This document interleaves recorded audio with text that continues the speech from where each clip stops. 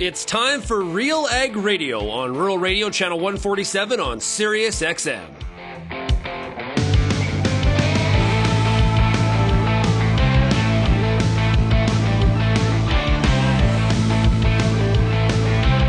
RealAg Radio and RealAgriculture.com is your home for insight and analysis of the issues that are impacting your farm business.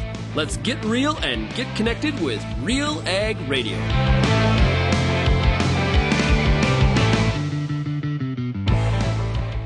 Welcome to RealAg Radio here on Rural Radio Channel 147, Sirius XM. I am your host for the day, Lyndsey Smith.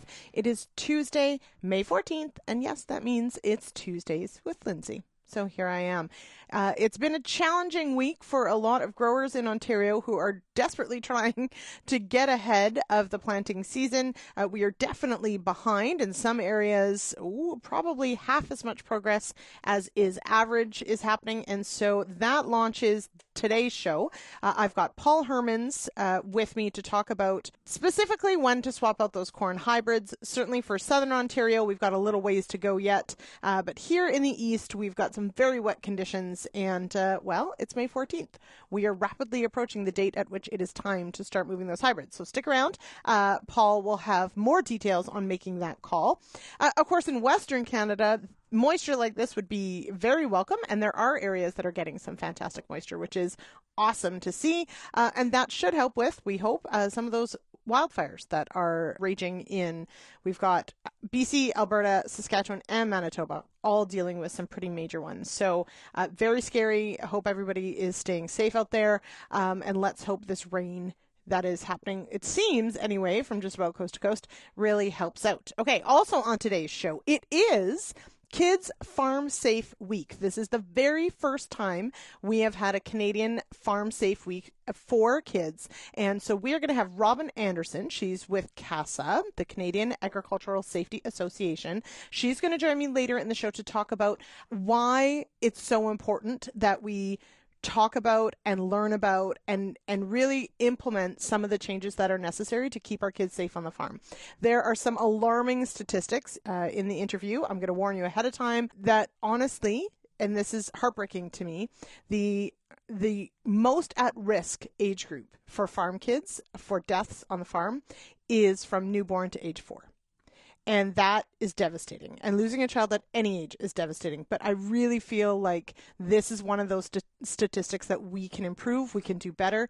Most of the time, the biggest risk for children in that age group, it is a drive-over accident that happens. And so we're going to talk about some of the things that we can do, the culture of safety that really we need to change in agriculture so that we can keep the next generation of farmers farming and honestly, the current generation of farmers farming. This is really important, but safety for our children of utmost importance. And so we're going to talk about that and also, of course, what this week means and where you can go for maybe some more resources and how you can share on social media what you're doing on your farm to keep your kids safe. And that's what I want to see. So whether it's high-vis vests, whether it's the rules that you have on your farm that are absolutely hard and fast rules, whether it's fenced play areas, how do you handle what's appropriate for where your kids are, and how do you handle age-appropriate tasks? I think that's a big one for many of us who live and work on our farms is, our kids live here too, and we've got to figure out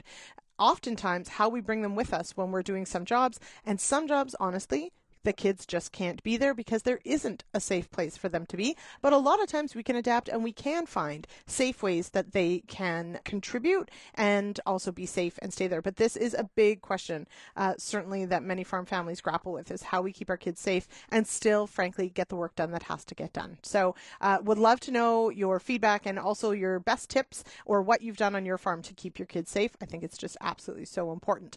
Then, of course, we've got our product spotlight. Then we've got a product spotlight with Belchim Canada. We're going to talk about Manipulator PGR. And at the very tail end of the show, I've got my new colleague, Amber Bell, is going to talk about spring turnout on pasture. So, of course, we are in that beautiful, amazing green grass growing season, thankfully, for everybody who's got some moisture.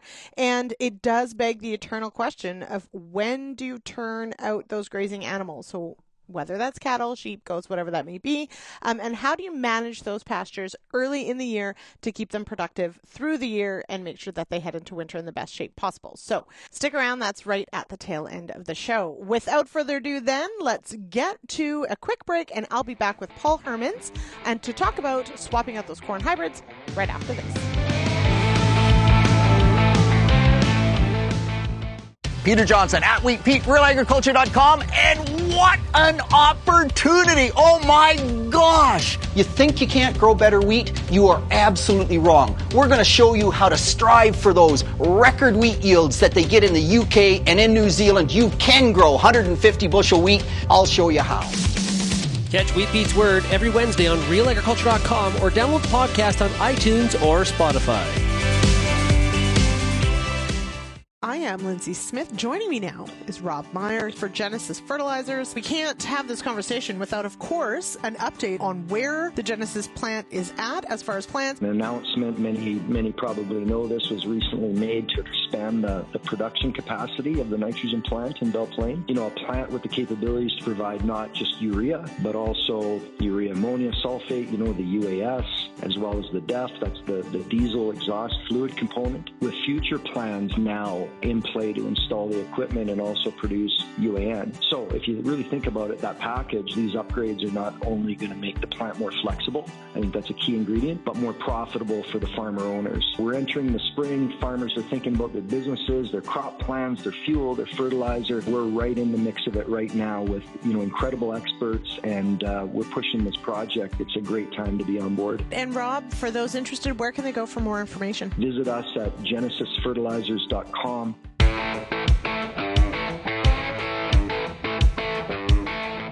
Welcome back to RealAg Radio here on Rural Radio, channel 147, Sirius XM. I am your host, Lyndsey Smith, and this segment of RealAg Radio is brought to you by Väderstad.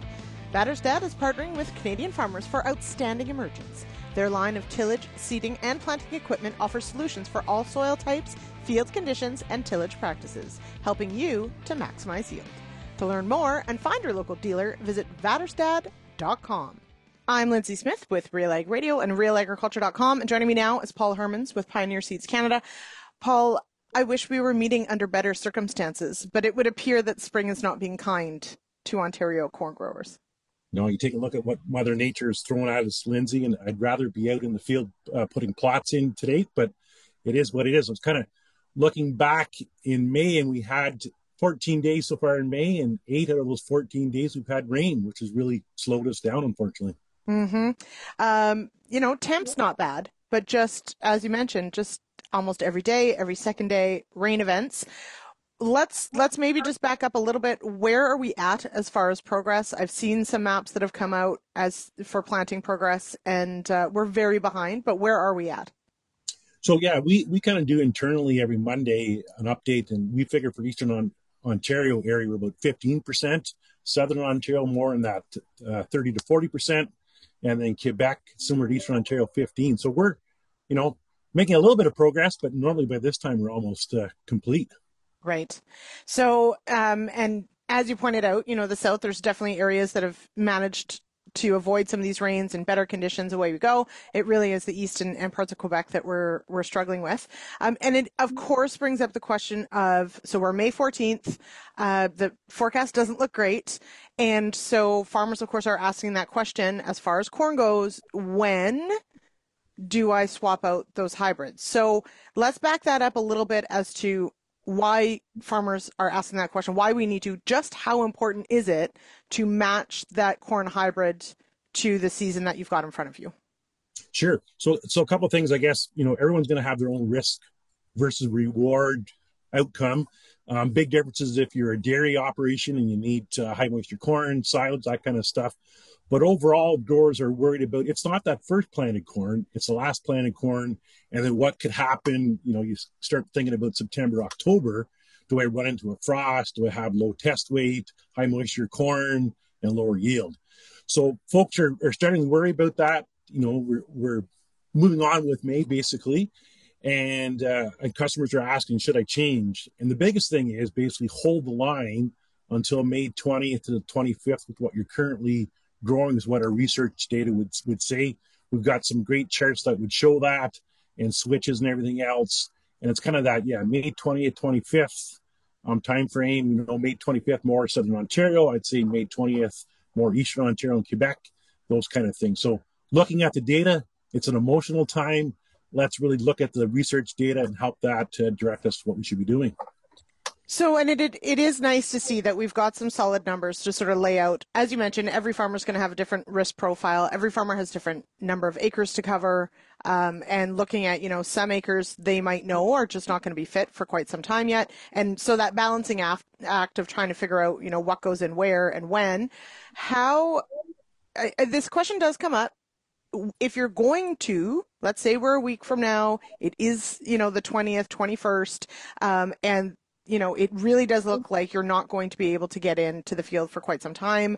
How difficult is it or easy is it to swap out to shorter season? What does that look like from sort of the seed seller's perspective on the ease of doing that? So within Pioneer, we're looking at the overall situation. We're starting to move shorter day hybrids into the area.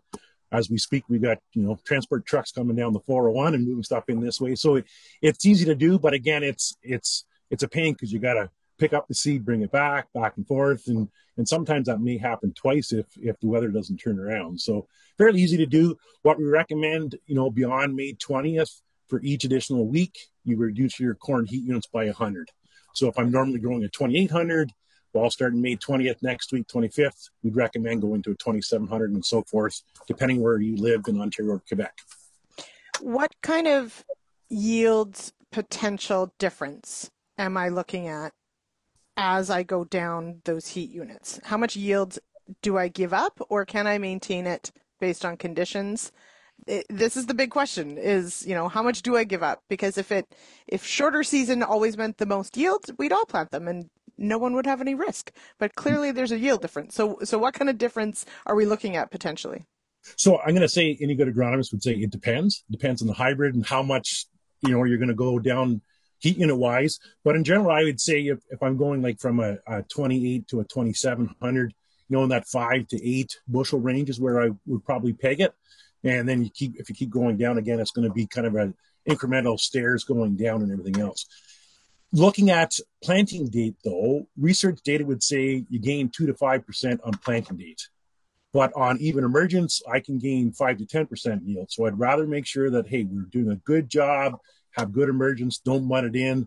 I can lose a lot more that way than I can by reducing my corn heat units. Mm-hmm.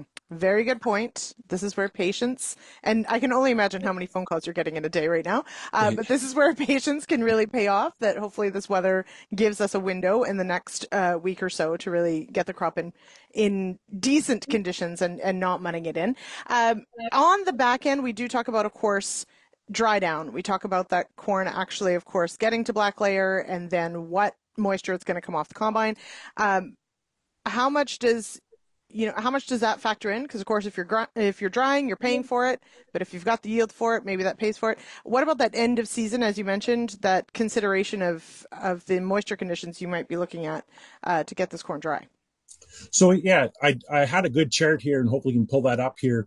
I'm looking at Ontario and Quebec 2019 to 2021, and I kind of have it broken down. It's not until we really get into that May 31st into June timeframe that we start seeing test weight really dropping off and moisture increasing quite rapidly. So, May 10th to the 20th, 20th to the 30th, we might gain 1 or 2 points of moisture and drop maybe a pound in test weight. So not the worst, but it's that when I start getting into June timeframe, that's when we really start to drop off, and people are going to have to really take a look at that.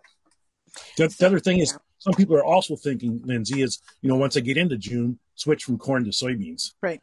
Yeah. But we got to keep into, account last year we had a lot of mold in Eastern Ontario. Are we going to be going bean on bean ground?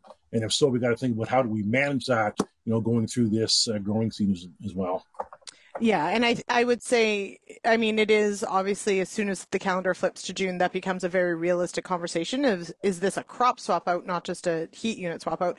But we have time. We hope. Yes, we do. So not pulling the panic switch just yet. I do want to, on this chart that we have, the corn planting date, just as a comparison. So your April 1 to May 1 planting, showing 213 bushels roughly per acre. The May 31 to June 20th, 179. So that does show that sort of, and it ticks down over the course of May as you go from the April to May. Now, so question, we had here in Ontario, we had beautiful March weather. We had almost no snow to speak of to melt at that point. But April was cold. Do you have any growers that put in pretty early soybeans or corn to try it out? Because we had that last year. We had some people going in April 15th. Did anybody pull the trigger this year? And in my area, the earliest I think was April the 25th. Okay. And I had a customer planted May 1st up in Renfrew, and he sent me a picture yesterday. His corn is up and going, so he's all happy, and that's a good thing. But taking a look at the forecast, it takes 120 GDUs, growing degree units, to get the corn on the ground. The next 2 weeks, we're calling for 400. So It's going to be quick. If we can get the crop in the ground, it's going to pop up quick and catch up, and that's going to be a good thing going forward. Yeah, okay. So sometimes early might pay, but we'll see. And again, it all comes down to conditions. Okay, Paul, thank you so much. We will, of course, keep tabs on this. If the weather turns around, I know that we can get a lot of crop in pretty quickly. So we'll just have to be patient and see what Mother Nature throws at us. But have a wonderful week. Keep in touch. And I hope all your growers are kind to you over the next week. Thanks, Lyndsey. Thanks for the opportunity. All right. Big thank you to Paul for joining me on this very rainy Tuesday morning. And yes, let's hope the sunshine does peek out and we can get some of that crop on the ground. Okay, it is time to take a break, and I'll be back with today's product spotlight with Belchim Canada about Manipulator PGR right after this.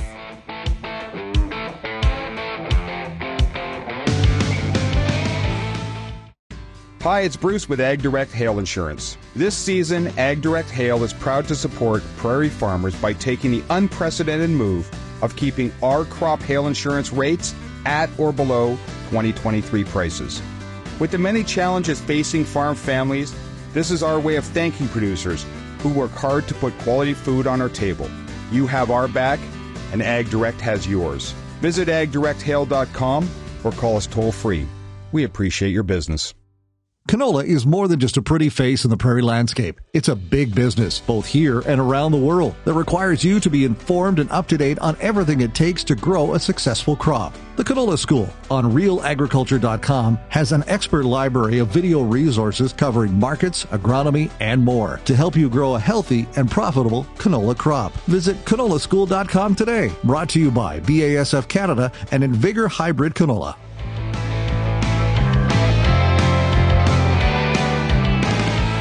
Welcome back to Real Ag Radio. I am Lyndsey Smith, and it is time for today's product spotlight. Joining me to talk about Manipulator PGR is Jamie Stringam. He's the National Sales Manager for Belchim Canada. Welcome, Jamie. Thank you. Welcome, Lyndsey. It's good to talk. Okay, well, so this is an exciting topic. I know we get a lot of questions about the use of a plant growth regulator. I'm going to imagine with the recent rain that a lot of Western Canada saw, what kind of benefits might a producer expect by using Manipulator PGR? Well, first, probably the most obvious is the shortening and thickening of the main stem to help with lodging. That's probably the first and only thing that comes to many people's mind when they think of a plant growth regulator. But second and third, and noticed especially with Manipulator, is the reduction of apical dominance. Now, apical dominance in simple terms is where a plant puts more resources into the main stem for yield and maturity and less into the tiller stems. So reducing apical dominance results in an increase in the tiller height and tiller yield. So that would provide you a significant return on investment in terms of both yield and harvest efficiency. So it tightens up that heading zone when you're looking in the field where the tillers and the primary head are very close together. So some growers say, I'm able to combine a mile an hour faster because of this. Or if they tried Manipulator in the past on a wet year, primarily for lodging, we hear a lot of results like, oh, I started using it for lodging, but now I continue to use it every year simply for the yield benefit and the ease of harvestability. And then there's one other frequent comment I get that I love hearing. I don't have to try and scrape the ground to get all the tillers when harvesting. So those are a few of the main benefits that you would expect under all conditions, but especially on a wet year like this year, those are only, more emphasized that you'd see. Mm-hmm. And certainly hearing, that we hear over and over the importance of a uniform crop. And so head uniformity plays a role in that as well. So neat to hear that it has such a, longer season impact than just shorter straw strength. Now, if I'm thinking about using Manipulator, what's the application window? When do I need to apply this product? That's a great question, Lyndsey. And really, it's got a very simple answer. You pick the timing that works best for you. So that includes everything from 1 tiller clear to flag leaf timing, which are growth stages 21 to 39. So if you've got at least 1 tiller at growth stage 21 and you want to put it in with your herbicide, throw it in with your herbicide. If you're at kind of the stem elongation stage, which is growth stage 30 to 39, throw it in on a separate pass by itself, or put it with the flag leaf fungicide that you're going to put down. Some people even do a split timing where they'll put part in with the herbicide and save the later for a pass with the flag leaf fungicide.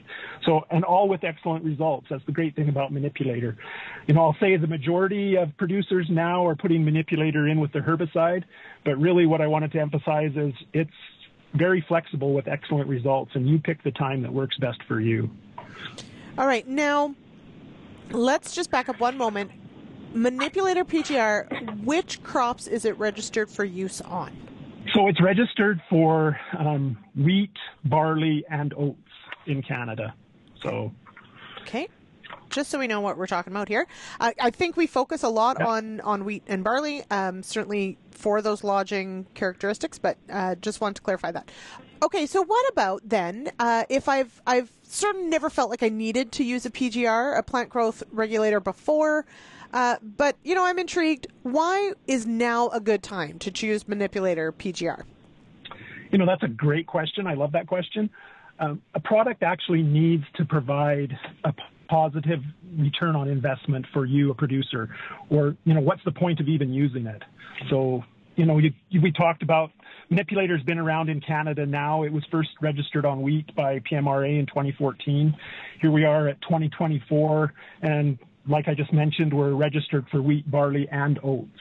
So by this point in time, we've been on, millions of acres in Canada, and we've seen excellent results under a variety of crop conditions. So what we've learned is Manipulator gives you a positive return on investment year after year under all these conditions. We talked about in the benefits of harvestability, yield bump, lodging protection, widest window of application of any PGR in Canada. And that, all that being said, it's a simple answer. Don't take my word for it at all. You need to try Manipulator on your farm, see how it works with your schedule, what kind of return it gives you on your investment. So talk to your retailer, split a couple of fields, measure carefully your yield difference, your harvesting ease difference, and your lodging difference. And, I know if you try it, you'll be really happy with the results. Mm-hmm. Good advice there. Split the field, try it out. And I like that you've added into, measure carefully. I think that's a really key point. Give a new product a fair shake. That's pretty cool. No, thank you. All right. Okay, Jamie, thank you so much for joining me on the show today. I really appreciate it. Yeah, no, thank you for having me, Lyndsey. Appreciate it. All right, we'll be back with more RealAg Radio right after this.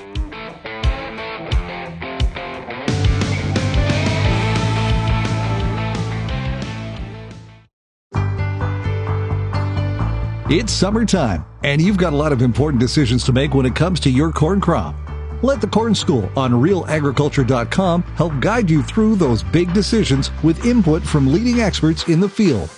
If it's spray timing, disease identification, or any other field issue, the Corn School's got you covered. The Corn School on RealAgriculture.com, brought to you by BASF and Pride Seeds. now time for a product spotlight, joined right now by Lauren Cummin. She's the Director of Policy at Seeds Canada. Okay, we're going to talk about a very important topic, and that is seed regulatory modernization. What needs to happen from your point of view? Well, right now, Seeds Canada is talking and has been talking for quite a while about the need for balanced, refreshed governance in the seed regulatory system. To allow us to keep pace with innovation, our framework needs to allow for continuous improvement. An independent advisory committee will not only provide a framework for consultation, but it also provides a balanced governance structure that reflects the modern seed sector today. And the sector is concerned that rather than focusing on these bigger picture pieces that are going to get us to where we need to be, we're focusing on minor edits to what we already have, and in some cases, proposals to even go back in time. We really want to see a return on investment for everyone's time and resources going into SRM. We want to be able to compete moving forward.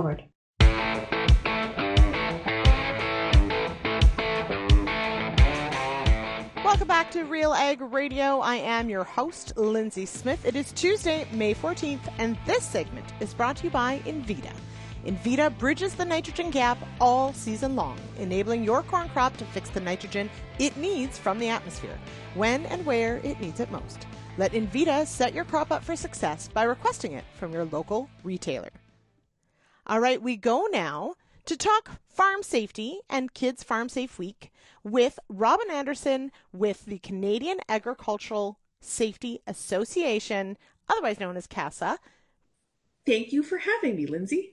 So this is an exciting week. This week marks the inaugural, and I want to get this right, Kids FarmSafe Week offered by CASA. Robin, what is Kids FarmSafe Week all about? Well, we're so excited that it's the first annual Kids FarmSafe Week. Farm families are made up of course, the farmers and the farm workers, and of course, children. So keeping that future of agriculture safe is really important, to everybody and to CASA and to our farm families, farming communities. We've seen some statistics that have come out that have been a little bit disheartening. The Canadian Agriculture Injury Reporting data came out in 2020, and we saw that children ages 0 to 4, the rates of them being killed in agriculture-related incidences is higher than any other age group under the age of 60. And that's really distressing. And in order to address that, we really wanted to, highlight, how important it is to keep that future of agriculture safe, thriving, and happy. And of course, those are the young people on our farms that live there, that might come to visit, that sometimes that's where they play, that's where they grow up. And that's what Kids FarmSafe Week is really all about. It's such a key point that you bring up that, as farm families, we may have taken, let's say, precautions with our own kids. We may, have made it clear what the rules are, have designated play spaces, etc. But often we have friends that come to visit, or we have, a birthday party, or we have, people that come in that maybe aren't so familiar with the farm. So is there within this week sort of that capacity to talk about, any kids that end up joining you on the farm? Yeah, absolutely. Right. Having that conversation, if it's visitors, or maybe you have a hired worker that has children that might bring them along, cousins that come in from town or the city to come to visit, all kids are kids, right? Doesn't matter. Right. So it's important to have those conversations with any kids that are on your farm. And we do see that, under the age of 4, the reason why most kids are killed is that they're ran over, right? And then over that, it's rollovers. And that usually means that there were extra riders on a piece of equipment, or maybe riding in a place they shouldn't be, like, on a skid steer, bucket of a tractor, those sorts of places. So, that conversation, I grew up on a farm. I love that I have that, farm kid background, and, my family still farms, and still have nieces and nephews on the farm. Right. And, that's a conversation that we continually have to have is, they are amazing. They're growing up in these beautiful farms and these, wonderful places. But we want them to grow up. And we want them to succeed and thrive. And so that means protecting them the best way we can. And that means not putting them in shrink wrap and bubble wrapping them. That doesn't mean that. It means, mitigating risks, having conversations, and really taking that evaluation of being, of whether it's a visitor to your farm or your own farm kid, being like, what are safe things that we could do together? How can I show the love of agriculture in a safe way? How do I get them to respect, the hazards on our farm? Can we identify these hazards together? It's a week for all kids that might visit or live on a farm. Mm-hmm.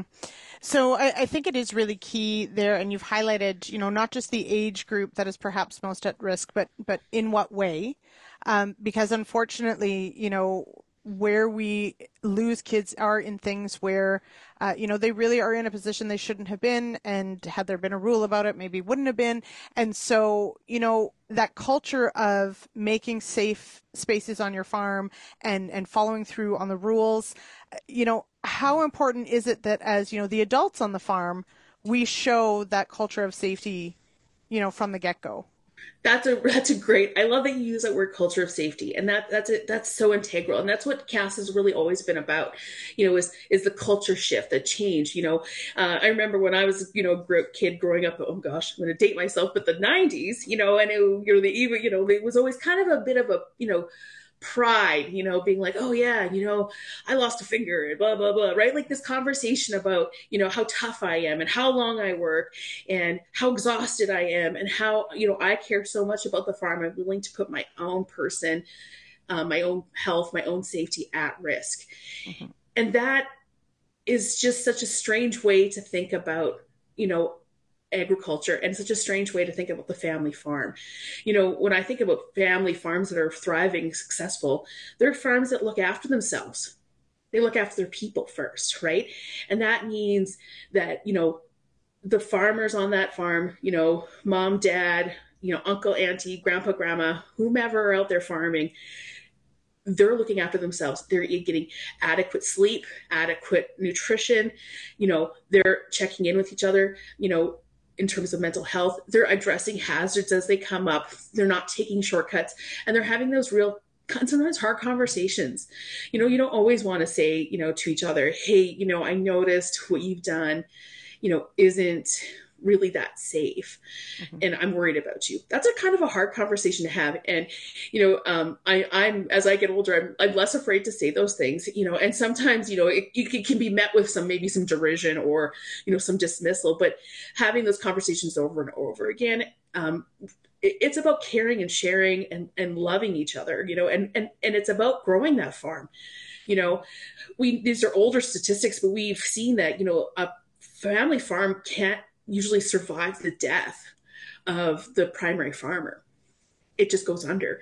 The neighbors, of course, will rally and things will happen that first season.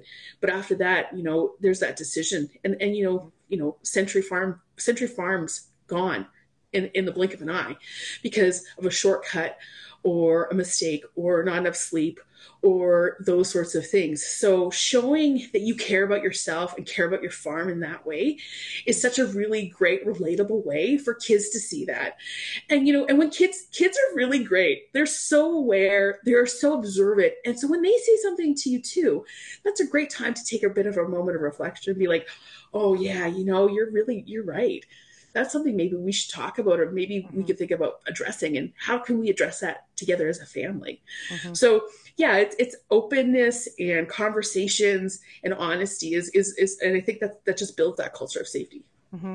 And I appreciate that, and this is something that CASA, I think, does very well, is recognizing the realities of farms, of, farmers want to include their children. They want to teach them the skills, but there are age-appropriate tasks. And there are age-appropriate, places that kids should be. And I farm as well. I've had my young kids on the farm, and there are times when they simply can't be where we are because there is no safe space for them. And you're right. I struggle with this too, of this sort of this badge of honor of, having narrowly escaped death in a PTO accident or something like that. We're all glad you're here, but it shouldn't be a badge of honor. Like, I really struggle with that one, that, there's somehow taking these shortcuts because I put in the long day, or I, got it done anyway and push the safety limit. I don't know that's really the badge of honor we should be wearing on one end. That's That is not Robin speaking. That's Lyndsey speaking. So there you go, everybody. Okay. But I do, before we run out of time, because I think we could probably talk about this all day. Before I run out of time, I do want to highlight, of course, the Kids FarmSafe Week. Your presenting sponsor is BASF.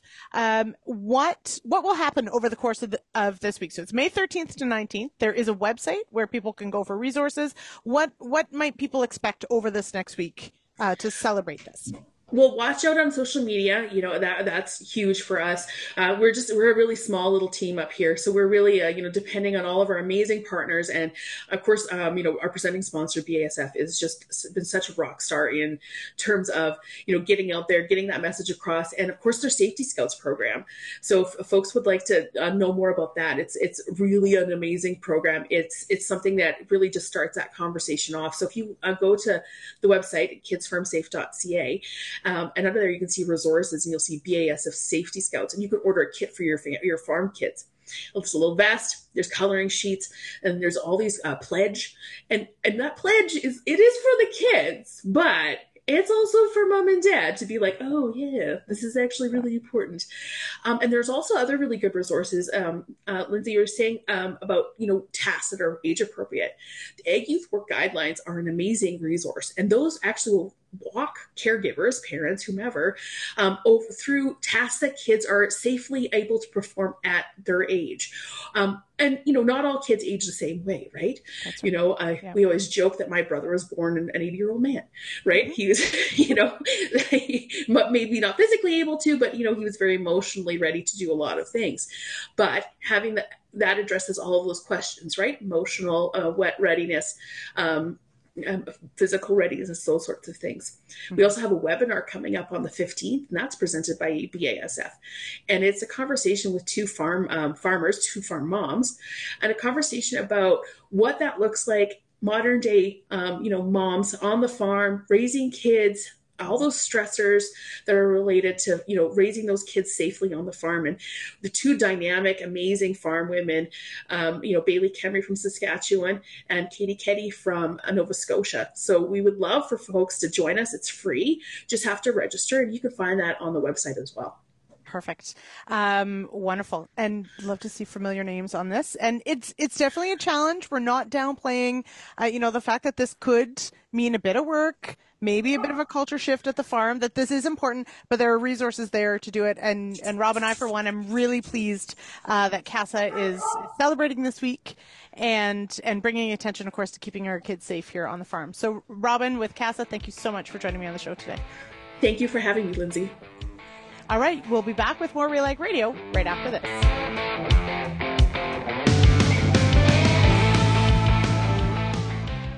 Choose Viatude fungicide and unleash best-in-class sclerotinia protection in canola and premium protection against white mold in soybeans. Viatude contains a powerful premix of Onmira Active and prothioconazole. This unique combo delivers high-performance disease control, crop safety, mix compatibility, resistance management, and advanced mobility for excellent coverage and superior plant protection. Choose Viatude fungicide for stronger, more vigorous crops. I'm Lyndsey Smith from RealAgriculture.com. Join me Monday nights for The Agronomist, a 1-hour live and interactive show broadcast across YouTube, Facebook, and X. Monday nights at 8 p.m. Eastern, I host expert agronomists from all over the country to give you answers to some of the toughest agronomic questions.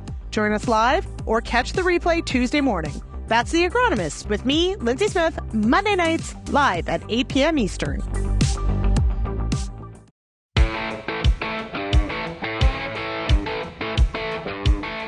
Welcome back to RealAg Radio here on Rural Radio, channel 147, Sirius XM. I am your host, Lyndsey Smith. It is Tuesday, May 14th. That's right, it's Tuesdays with Lyndsey. And this last segment of today's show is brought to you by the new Oxbow cereal broadleaf herbicide from New Farm. Oxbow is powered by Duplicent technology that is a workhorse on resistant kochia and other tough weeds in wheat and barley. We hop now to a conversation that my colleague Amber Bell, who's based out of Alberta, had with Stacey Domolewski. She's the Science and Extension Coordinator for the Beef Cattle Research Council, to talk about that ever-important decision of when you turn cattle out on grass, frankly, any ruminants, goats, sheep. I'll just throw that in there.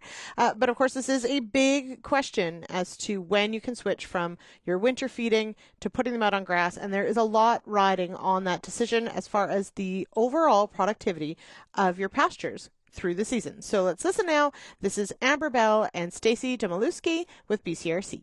Hi, this is Real Agriculture, and I am Amber Bell here with Stacey Domolewski, who is the Science and Extension Coordinator for the Beef Cattle Research Council. So we're going to talk a little bit today about tips and tricks for putting cattle out on spring pastures. Hi, thanks for coming, Stacey. Thanks for joining us. Yeah, thanks for having me. I'm excited for this conversation today.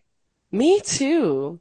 So maybe we'll just dive right into it. I know producers are, up here in northern Alberta, we're slowly getting some grass, but I don't think many people have turned out cattle yet. So this is probably really good timing for us. I don't know about you down in Saskatchewan.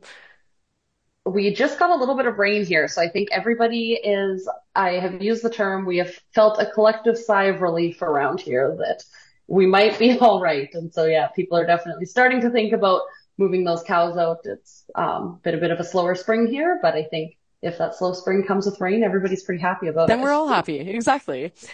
So how do we know when a pasture is ready to have livestock turned out onto it? Yeah, so a couple things to think about. The first thing to think about is how is that pasture resource when you pulled the cows last? And so if it was one of the things you were using late into the fall, it's probably not going to be the first pasture you want to use in the spring. And so really, kind of looking back as to how was that used last year is kind of the first indicator. The second thing is to look at the actual plants themselves. And so plant height isn't the greatest indicator because depending on what forage species you have, obviously they're all going to vary. But if we can look for kind of that 3-leaf stage, that's another good indicator that, yeah, this grass can probably tolerate some grazing and handle some grazing pressure. And then I think the third thing to think about is your pasture type. And so whether you have natives or tame species or whatever else you happen to have in the region you're in, natives can be a bit more resilient coming back after drought, but their peak production does tend to be a little bit later in the year. And so trying to think through all of the pasture sources you have, and each of them might have a slightly different time when it's ready to get going. And what are the optimal stocking rates for spring grazing? I know everyone kind of does things differently. How do they vary depending on the pasture conditions? Yeah, so this is a great question. And I think it's the question everybody's trying to figure out this time of year. The thing I would really caution people is your ideal stocking rate last year or even at a different season is not necessarily going to be the same. It's very dependent on what you're experiencing this year, kind of the rainfall situation, how your pasture has recovered. I know a lot of people are kind of rebounding from drought, and so those things need to be taken into account. I think the easiest way is to start by really understanding your carrying capacity.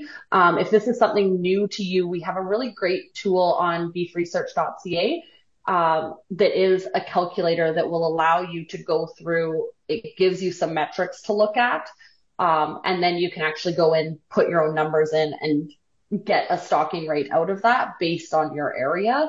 That'll kind of help you bridge that gap, because I think it's so dependent on what that forage is looking like for this season, and how your conditions are, that to give, a great one size fits all recommendation obviously doesn't work.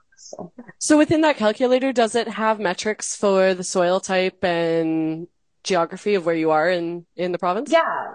So there's two ways you can use it. One is more of a general way. So it's just putting in some things about your pasture. So the varieties that are in there, where you're located, your average rainfall, those types of things. And it'll kind of spit out an average answer. It also gives you the option and kind of walks you through if you want to get really nerdy about it. And it gives you the option to actually take clippings in your field, how to dry those down, measure that, and calculate your carrying capacity accordingly. That's very cool. I love getting nerdy about pasture land. Me too. And what does rotational grazing in the spring look like, and why or would you recommend it? Yeah, I think anytime we can rotationally graze, I think there's benefits to it. The thing I think some people get caught up in is sometimes we hear rotation grazing and we think like 300 paddocks and we're moving cows every day and those types of things, which is great. But also you can start small. So anytime you can break a pasture down into smaller groups, what that does is it allows the part you're not grazing to get more recovery time and more rest, which is always beneficial. So more paddocks is more rest, but ultimately, so even splitting that pasture in half will have a benefit. I think when we're rotational grazing in the spring, remembering that plant is still getting going, it's still waking up, and so we don't want to hit it too hard. You don't want to level everything completely. Kind of the rule, which works all seasons, but kind of that take half, leave half is a great rule of thumb for figuring out how much you should do and how often you should be moving them.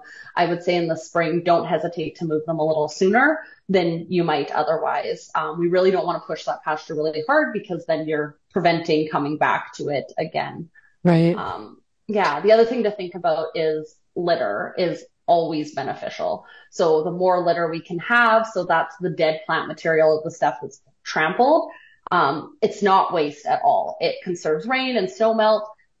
If you have more litter, you're better able to rebound from drought. I was talking with Dr. Ed Bork out of Edmonton the other day, and he threw out the statistic that grasslands without litter are 25 to 60%, will grow 25 to 60% less forage. So don't be afraid to trample some of that and leave it there. I think that's a really good tip, because too often we think, there's so much grass left out there. And, of course, like, resources are tight and people think that they need to push it as hard as they can go. And you forget, like, long-term planning, you're going to be looking at better grass growth if you can leave that as much behind as possible. So yeah, that's a really good tip. I think that's really important, especially in the spring. Like, obviously, long-term in terms of 5-6 years, but also just thinking your spring is kind of the first time you're getting out there. And so you want to use this grass again in the season, you want to conserve it and be a little more conservative at the beginning of the season. Definitely. Is there anything to look out on the cattle health side when on spring grass?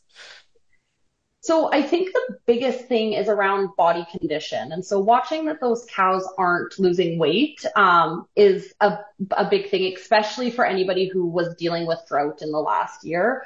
The pasture just might not be, ready yet, especially if you're pushing those cows out a little bit early. So monitoring body condition score, especially anything you're breeding, just paying attention to where they're at. The other thing I think to think about in terms of turning those cattle out, sometimes we tend to think that grass for the most part has everything we need. Sometimes that's true, but also it never hurts to supplement with some minerals as well on pasture, especially once again, keeping those cows rebreeding. And then of course, the final thing is around water testing. And it's very easy to think that, we've never had a problem with water, and so we don't need to test. But there's a lot of benefits that can come from testing your water, understanding your water source, whether that's changing your mineral supplement or changing how your cattle are drinking water, that might actually improve cattle performance, as well as prevent a wreck. I think that's, the obvious reason to water test, but that would be a recommendation. And for a mineral package, is there something you'd recommend, or would you recommend soil testing before going for a mineral package? What would you recommend there? Yeah, so what I would recommend is working with a nutritionist, especially one that's local to your area. They'll know kind of the things they should be looking for that are specific to what your needs are. And so most nutritionists would have a specific product that they would recommend or be able to help you through the testing process to know what you need. That's great. Those are excellent tips. Is there anything that you would like to say to producers going into the grass season? Yeah, I don't think I have much to add. I think the thing that, to always keep in mind is it's great to have a plan, but that plan can change. And so, right now, I think we're feeling pretty great. There's been some rains across a lot of the prairies, and so people are feeling pretty optimistic. But just recognizing that as the season goes on, the grazing plan is going to have to change and adopt based on what your forage resources are, and being willing to change will help your grass and help your pasture succeed in the long term. That's a great thing to remember. Well, thank you very much. And that was Stacey Domolewski on Real Agriculture. All right, well, that wraps up today's show here on Rural Radio, Channel 147, Sirius XM. Thank you so much for joining me.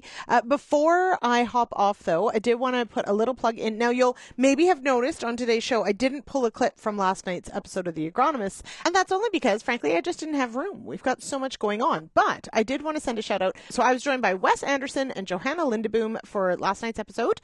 You can head on over to our YouTube channel, and you can click on the live, and there is a recording of it there. Or, of course, you can go to realagriculture.com/agronomists. If you get our emails, of course, it'll be in tomorrow's email. So don't worry, you can find it there too.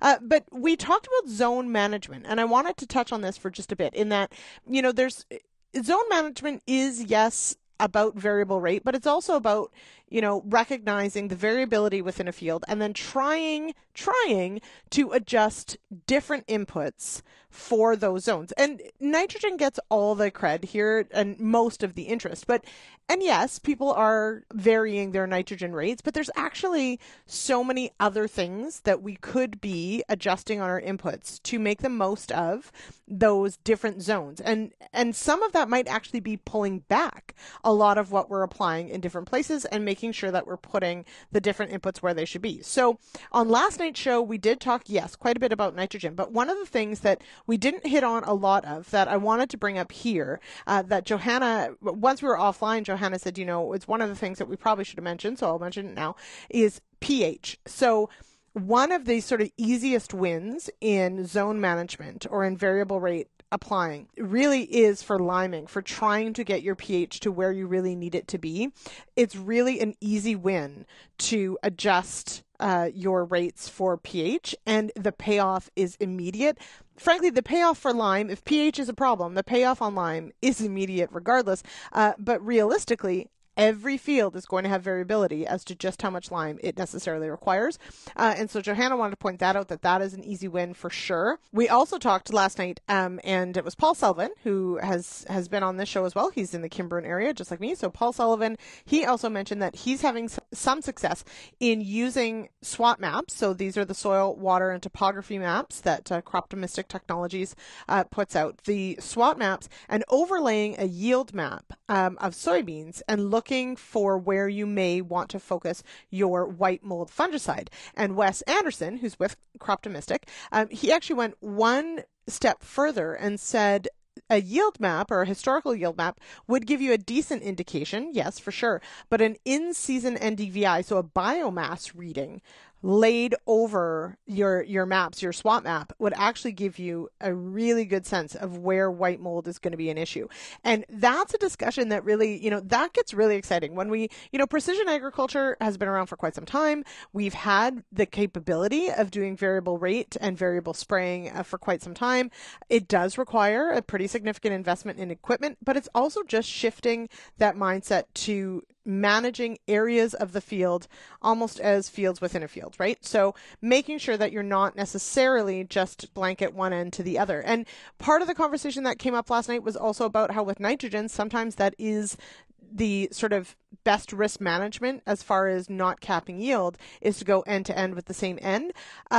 But there's other ways that we can be varying inputs that really do make sense. So lime is one of them. Potentially fungicide is another easy win in certain years. So there's lots of things that we can do and can tweak as far as in season. And Wes also pointed out that potash might be one of those ones that really pays off if that's the limiting factor. And that was also a key part of what we talked about last night, is what is the limiting factor for each zone or area of your field. So there you go. So if you're interested in that, head on over realagriculture.com/agronomists with an S. You can find that episode and all past episodes as well. That does it for me for today. I'll be back on Friday's show for the issues panel. Everyone, I hope you get some crop in the ground. Take care of yourselves and each other. We'll talk again on Friday. Cheers, everybody.